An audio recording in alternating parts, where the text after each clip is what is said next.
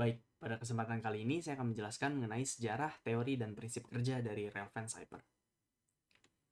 Pertama-tama kita masuk terlebih dahulu ke dalam sejarahnya. Jadi, Hyper-Relevance ini pertama-tama dikembangkan mulai dari zaman Yunani kuno, di mana pada zaman tersebut diperlukannya melakukan enkripsi untuk mengirim sebuah pesan dari suatu tempat ke tempat lainnya, agar pesan tersebut tidak dibaca oleh orang yang sembarang. Nah, pada zaman itu, zaman Yunani kuno menggunakan alat yang bernama Skytail yang terdapat pada gambar seperti ini. Nah, alat ini merupakan sebuah kayu dan terdapat pita yang melilit kayu tersebut yang kemudian dituliskan huruf-huruf pada pita tersebut. Nah, kemudian setelah pita tersebut dilepaskan dari kayu-kayu tersebut, pita tersebut akan menghasilkan sebuah kata-kata yang random, kata-kata yang teracak. Nah, disebut-sebut juga Cyber Relevance ini juga pernah digunakan dalam Perang Saudara Amerika, tetapi masih kurang data historis untuk membuktikan hal tersebut. Tetapi disebut-sebut pernah digunakan dalam Perang Saudara Amerika. Nah, kemudian setelah itu, versi modernnya atau versi lebih modernnya itu yang digunakan untuk enkripsi itu merupakan Cyber Relevance yang menggunakan pola zigzag.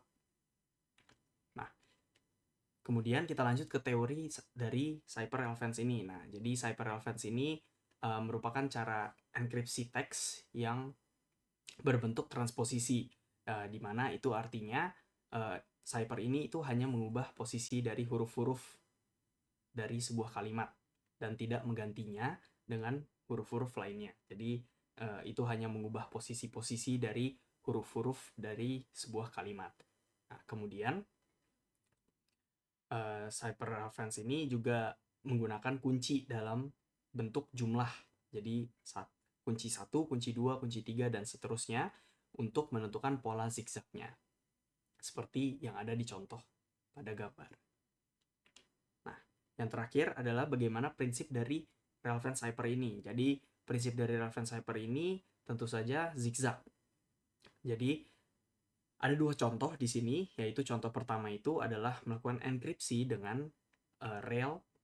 Dapat dilihat di sini, itu menggunakan kunci. Kunci itu disebut juga rail. Jadi, pada contoh pertama atau gambar yang pertama di sini, itu menggunakan kunci itu sama dengan 3. Jadi, kita menggunakan 3 baris pola zigzag yang dituliskan pesannya apa.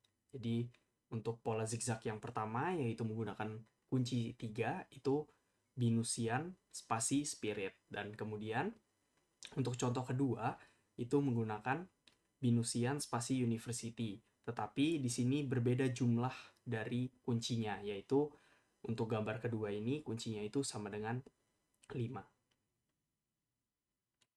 Baik, sekian dari saya. Terima kasih.